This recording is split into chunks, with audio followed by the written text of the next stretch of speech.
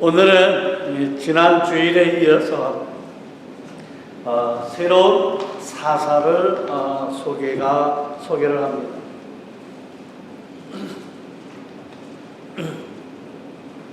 오늘 본문의 시작을 보게 되면 또 여호와의 목전에 악을 행하매라고 말씀을 합니다.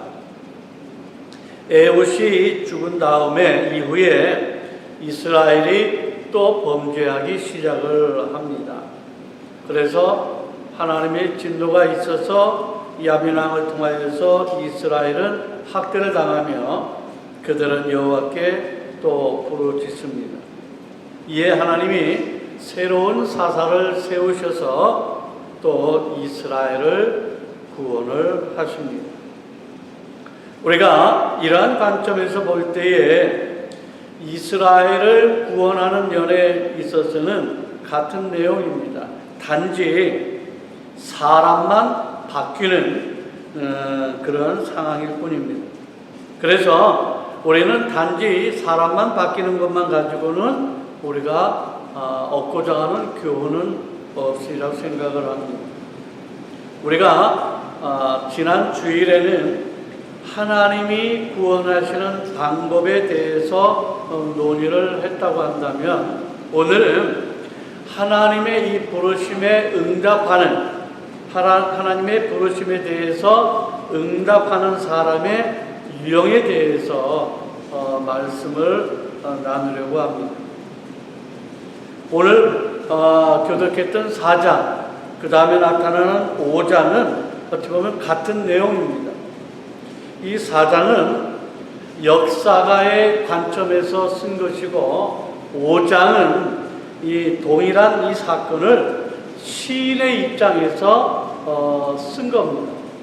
그러니까 역사가의 입장에서 쓰게 되어지는 4장과 시인의 입장에서 쓰여지는 이 5장이라 이렇게 생각을 하면 됩니다. 역사가의 관점이라고 하는 것은 있는 그대로, 사실 그대로 쓴 거예요. 근데 이 5장은 이 시인의 관점에서 썼어요. 그렇다면 이 시인은 역사의 관점뿐만 아니라 거기에서 벌어지는 어떠한 이 의미가 있는, 그러니까 벌어진 일들에 대해서 의미와 함께 부여해서 그 의미를 우리에게 주려고 시인은 시를 썼다라고 하는 것입니다. 그러기에 4장과 5장은 각기 우리에게 이 역사가의 관점이나 이 시인의 관점에서 주어지는 이 말씀은 우리에게 큰 도전을 주기 위한 말씀이 되어지는 겁니다. 그래서 하나님이 우리에게 어떠한 이 교훈을 주기 위해서 이러한 역사적인 사건을 허락하시는가에 대한 관한 내용이기 때문에 오늘 이 4장에서는 간단하게 역사적인 이 관점을 살펴보고, 이 5장의 이 시인의 입장에서 쓴 말씀은 너무 또 길기 때문에 다음 주일날 이 시인의 관점에서의 말씀을 나누려고 합니다. 그래서 우리가 이들이 쓴 말씀의 관점을 어떻게 봐야 되며 그 의미가 무엇인지를 깨닫기를 바라는 것입니다.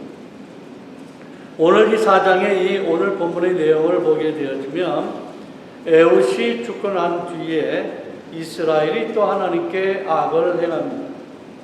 그래서 하나님이 이번에는 가나안 왕인 이 야빈의 손에 팔게 되어집니다. 그 손에 넘기게 되어집니다. 이스라엘이 이번에는 이 가나안으로부터 약 20년간 학대를 당하게 되어집니다.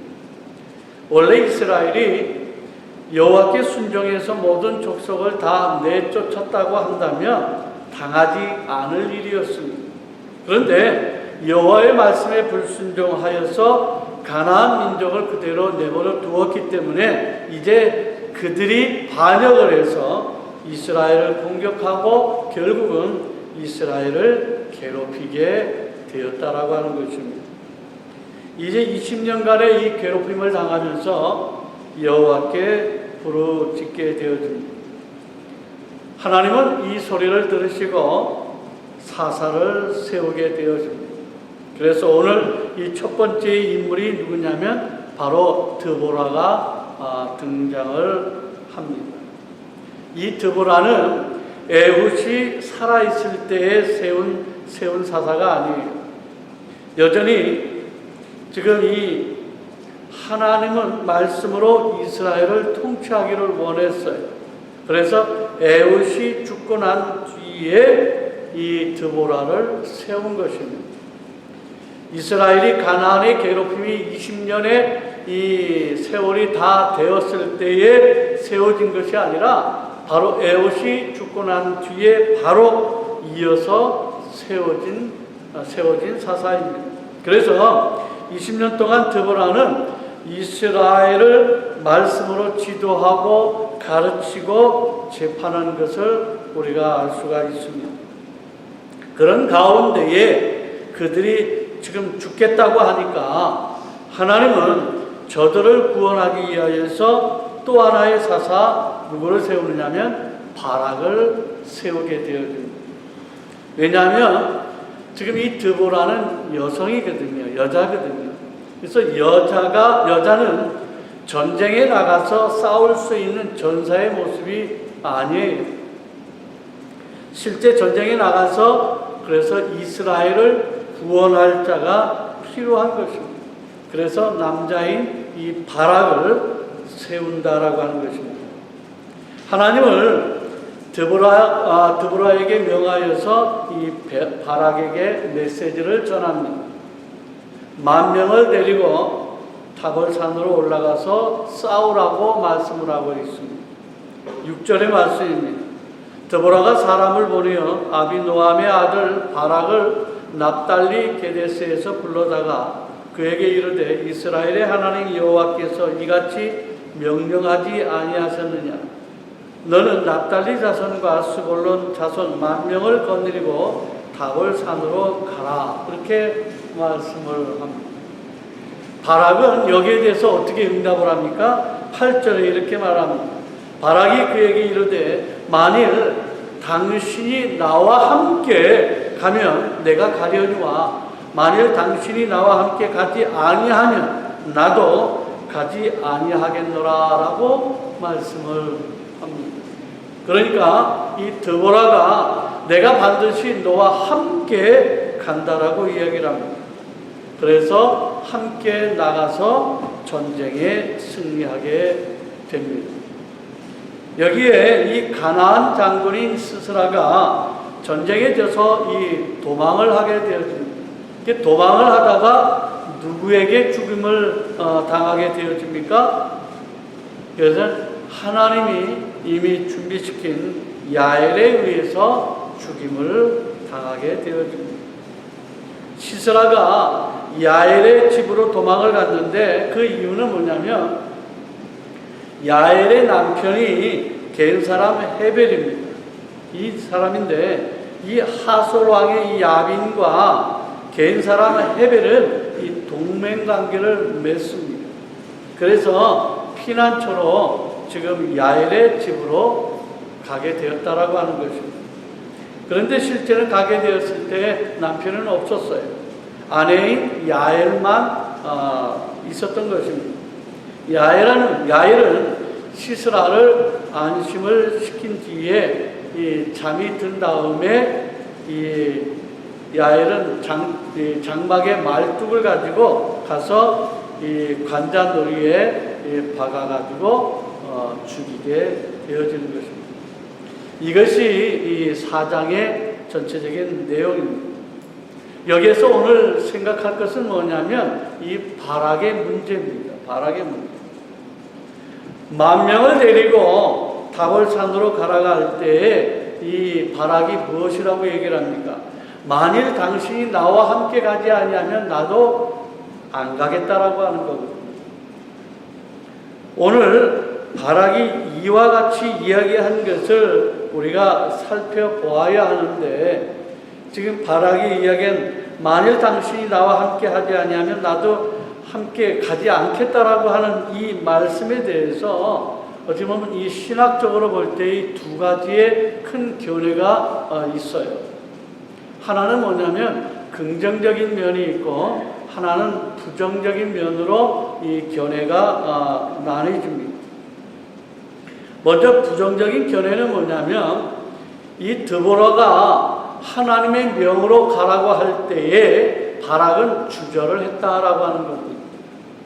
혼자 가는 것이 두려워서 함께 가자고 이야기를 했다라고 하는 것은 뭐냐면 하나님을 온전히 의지하지 못한 신앙이기 때문에 하나님께서는 그에게 영광을 주지를 않았다라고 하는 겁니다.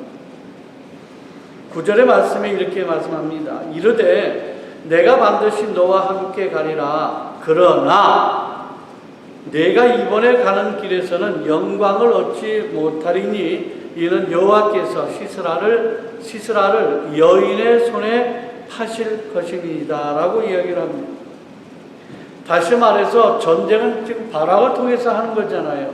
근데 영광은 누구에게 주겠다? 야엘에게 주겠다라는 겁니다. 여인의 손에 줄 것이다 라고 말씀을 하고 있는 겁니다.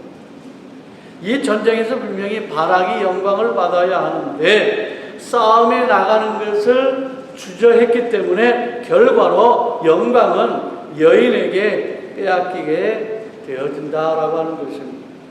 또 하나는 이 다볼산으로 갔어요. 다볼산으로 갔는데 전쟁에 나가서 싸우지를 않고 있는 거예요. 그래서 드보라가 뭐냐고 얘기하냐면 14절에 드보라가 바락에게 이르되 일어나라. 이는 여호와께서 시스라를 내 손에 넘겨주신 날이라. 여호와께서 너의 앞서 나가지 아니하시느냐 하는지라. 이에 바락이 10,000명을 거느리고 다볼산으로 내려가니라고 말씀합니다.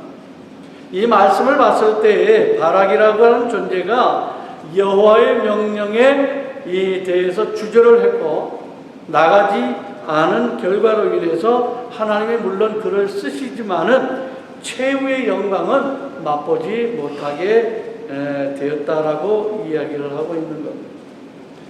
이 말씀을 가지고 이 부정적인 견해를 갖는 사람도 있습니다. 그러면 긍정적인 것은 무엇이냐? 오늘 바락은 나가기를 주저한 것이 아니라 지금 14절에 여호와께서 시스라를 내 손에 넘겨주신 날이라 여호와께서 너의 앞서 나가지 아니하시느냐 하신지라 라고 하는 이 말씀은 하나님께서 너의 앞에서 나가서 싸우실 것이니까 나가서 싸우라고 얘기하는 것이다 라고 하는 거예요.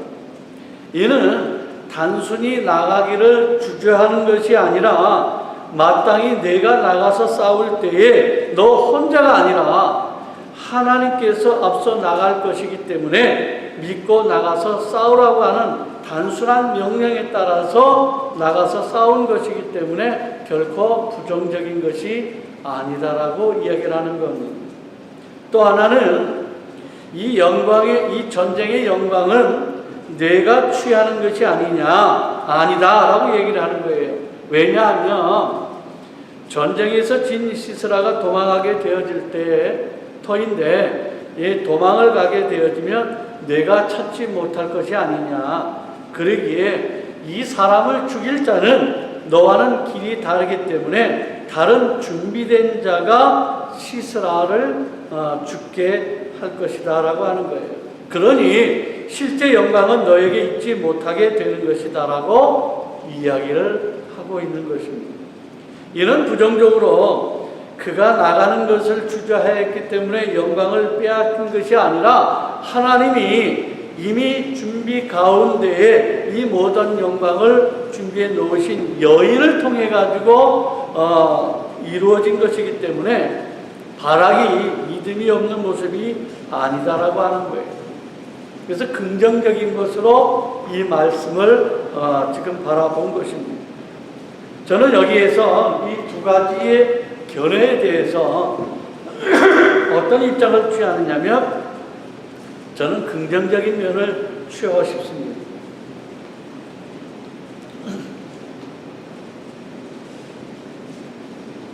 만약에 여기에서 부정적인 면을 취하게 되어진다고 한다면 우리의 믿음이 약해서 부정적인 결과를 가져왔다고 한다면 이것은 기쁜 소식이 아니거든요. 그렇기 때문에 저는 긍정적인 면으로 이 견해를 가지고 여러분들에게 아름다운 소식을 주기 원한다라고 하는 것입니다. 오늘 바락이 과연 주저하였는가? 긍정적으로 전쟁에 나가서 이긴 자였는가에 대해서 저는 이 후자를 분명히 택한다라고 했습니다. 실제 바락이 만약 당신이 나와 함께 가지 아니하면 나도 가지 아니하겠노라 라고 이야기한 것은 결코 부정적인 것은 아니다라고 하는 거예요. 여러분, 왜 그러냐면 드보라가 가진 사역이 뭡니까? 드보라의 가진 사역은 말씀을 가르치고 살아가도록 증거하는 일을 갖고 있습니다. 지금 에봇이 죽고 난 후에도 지금 이스라엘 백성에게 있어서도 여전히 말씀을 가르치고 증거하는 사역이 필요했습니다. 그래서 드보라의 사역은 말씀을 가르치고 성경에 나타난 대로 재판하는 사역을 계속을 하고 있었어요. 그러기에 바락의 입장에서 봤을 때에는 당신에게서는 이 주님의 말씀이 함께 있으니까 내가 전쟁에 나가서 싸울 때에 여호와의 말씀이 내게 임하여야 하는데 당신이 마땅히 나와 함께 가야 한다라고 하는 말씀이 되어지는 것이에요. 그래서 주님께서 어떻게 말씀하시는지, 내게 무엇을 명령하시는지 내가 들어야 하겠다라고 하는 겁니다. 이것은 굉장히 긍정적인 면입니다. 그래서 하나님의 말씀이 전쟁 가운데서도 계속 있기를 원했고 그 말씀의 필요성이 있기 때문에 오늘 바락은 드보라에게 함께 가기를 원했다라고 하는 것입니다. 내 혼자 가는 것이 두려워서가 아니라 드보라와 함께 가는 것이 마땅히 당연하다라고 하는 거예요. 왜? 하나님의 전쟁이기 때문에 하나님의 함께 하심을 저들은 갖기를 원했다라고 하는 것이에요. 그래서 드보라는 기꺼이 함께 하겠다라고 하는 기쁨으로 응하는 모습을 볼 수가 있는 것입니다. 이렇게 말씀을 붙잡고 싸우는 바락의 모습이 얼마나 아름다우냐라고 하는 것입니다. 두 번째는 드보라가 바락에게 이 10,000명의 군사를 갖고 싸우라고 얘기를 합니다. 가나안의 이 야빈 왕에게 있어서는요, 철병거가 몇 대가 있다고 했습니까? 900대가 있다라고 했습니다. 철병거는 오늘날 같은 경우에는 뭐에 해당되냐면 탱크와 같은 거예요. 탱크와 같은 거예요. 그러면 이 900대의 철병거와 지금 이스라엘의 10,000명과의 싸움이 되어집니다. 어찌 보면 900대니까 1,000명으로 하고, 그러면 이 철병거 한 대당, 이 탱크 한 명당 10명이 부과가 되어지는 거예요. 그러면 여러분, 탱크 한 대의 탱크에 10명의 그냥 이 군사가 감당할 수 있겠습니까? 전혀 감당이 안 돼요. 탱크 한 명에 10명, 이것은 감당할 수가 없는 전혀 문제입니다. 그런데 하나님은 10,000명의 군사를 가지고 나가서 싸우라고 얘기를 하는 겁니다. 근데 여기에 바락은 어떡합니까? 바락은 주저하지 않는 거예요. 비록 승리를 보장받을 수 없는 약한 상태임에도 불구하고 순종하여서 나가서 싸우는 것을 볼 수 있다라고 하는 거예요. 이게 핑계하는 모습을 전혀 볼 수가 없는 겁니다. 단순히 드보라에게 함께 가야 한다라고 청했지 숫자의 이 약함에 대해서 주저하지를 않았다라고 하는 겁니다. 오늘 두 번째의 바락의 모습은 비록 사람이 얼마 되지를 않아도 싸워서 승리할 수 없는 여건을 가지고 주께서 나가서 싸우라고 할 때에 그 명령에 온전히 순종했던 모습을 볼 수 있다라고 하는 거예요. 어떤 상황이 됐든 주저하지 아니하고 믿음으로 받아들여서 나가서 싸웠다라고 하는 것입니다. 여기에 바락의 믿음을 우리가 볼 수가 있는 것입니다. 세 번째는 무엇이냐면 하나님께서 또 한 여인을 준비해 놓으셨습니다. 하나님께서 시스라를 죽이는 일에 영광을 얻지 못할 거야. 그럴 때에 바락은 주저하지를 않습니다. 여기에 참된 믿음을 볼 수가 있습니다. 참된 믿음은 뭐냐? 겸손입니다.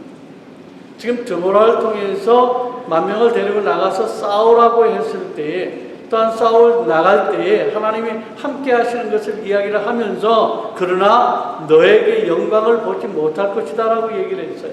이건 전쟁 전에 얘기를 한 거예요. 나가기 전에 얘기를 한 겁니다. 그럼에도 불구하고 그 얘기를 들으면서도 불구하고 그냥 나가서 싸웠다라고 하는 거예요. 영광을 독차지하려고 했던 마음을 결코 볼 수가 없는 겁니다.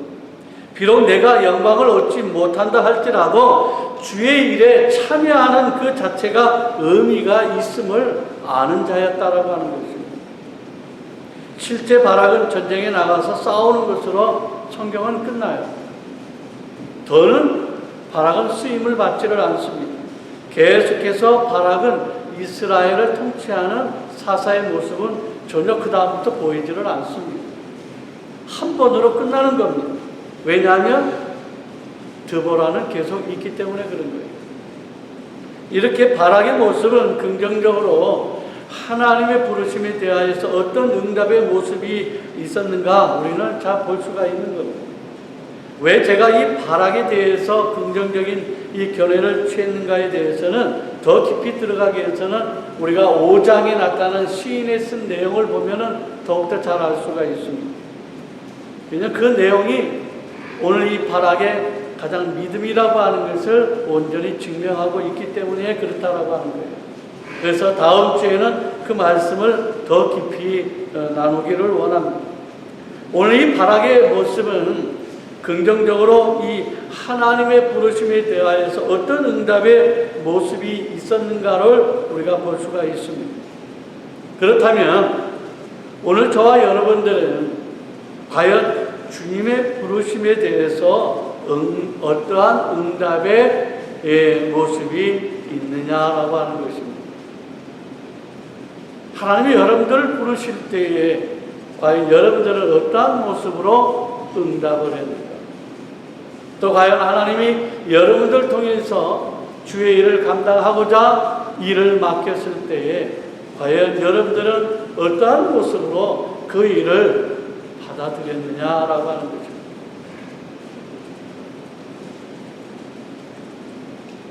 우리는 한번 생각해 볼 필요가 있습니다. 바락과 같은 응답의 모습을 통하여서 하나님의 전쟁에 쓰임을 받는 귀한 종의 모습이 되어가고 있는가 아닌지를 우리가 생각해 볼 필요가 있다라고 하는 겁니다. 10,000명의 군사를 가지고 900대의 이 철병거를 가진 자에게 나가라고 하는 이 주님의 명령에 있어서도 주저하지 아니하고 목숨을 걸고 전진해 나갈 수 있는 믿음이 있는지, 어떠한 어려운 상황 속에서도 정말로 주님이 쓰시겠다라고 이야기를 말씀하시면 언제든지 예라고 감당할 수 있는 마음의 자세가 준비되어 있는지 우리가 생각해 볼 필요가 있다라고 하는 것입니다. 오늘 이 바락의 하나님의 이 부르심의 응답을 우리가 다시 한번 생각을 하면서 우리에게 주어진 이 사명, 헌신, 봉사를 정말로 어떻게 감당할 것인가, 어떻게 응답할 것인가. 그래서 여러분들의 삶이 정말로 온전히 하나님 앞에 영광을 돌리게 되어지는 귀한 삶이 되어지는, 아니면 그렇게 그럭저럭 그냥 하나님의 자녀라고 얘기를 하면서 그냥 이럭저럭 세상을 향해서 살아가고 있는, 한번 생각해 볼 필요가 있다라고 하는 겁니다. 오늘 저는 이 말씀을 통해서 다시 한번 제가 목회자로 사역을 받았을 때, 이 일들을 감당했을 때의 모습을 한번 생각을 해봤습니다. 그래서 과연 지금까지의 이 시간들을 내가 어떻게 보내왔고 앞으로도 내가 어떤 마음으로 이 일들을 감당하고 있는지 철저하게 생각할 수 있는 말씀을 준비하면서 생각을 해보았습니다. 여러분들에게도 우리가 신앙생활을 하면서 이러한 시간들을 늘 갖기를 원하는 겁니다. 내가 하나님의 자녀인데 하나님의 자녀라고 하면서 정말 하나님이 나에게 부르실 때, 하나님이 나에게 뭔가를 요구할 때 과연 나는 무엇으로 주님 앞에 응답을 했는가라고 하는 거예요. 오늘 우리가 신앙인들 하면서 감당하고 있는 헌신, 봉사, 또 여러 가지 일들이 많이 있잖아요. 이 일들이 과연 어떠한 모습으로 나타나고 있는가? 저는 오늘 이 말씀을 생각을 하면서 여러분들의 모두가 정말 하나님께 온전히 영광을 돌릴 수 있는 정말 하나님의 자녀로서 부르심의 응답에 철저하게 믿음으로 받아들이고 그 말씀 따라 어떠한 여건이 되었든 끝까지 하나님의 자세를 잃지 아니하는 귀한 여러분들의 모습을 통해 온전히 영광을 돌릴 수 있는 귀한 여러분들이 되어주시기를 주 예수 그리스도의 이름으로 간절히 축원을 드립니다. 기도하겠습니다. 아버지 하나님, 은혜와 사랑을 감사합니다. 오늘 이렇게 바라게 모습